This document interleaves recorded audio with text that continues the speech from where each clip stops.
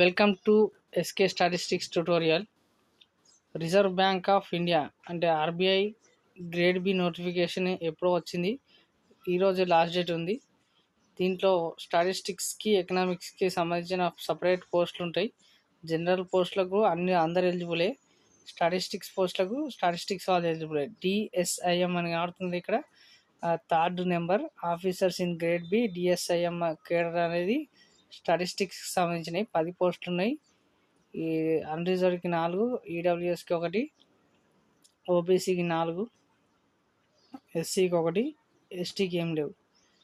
ఇది ఈరోజే last date ఉంది, అంటే మే 20కి లాస్ట్ డేట్ ఉంది. అప్లై చేసుకుంటారు చేసుకోండి.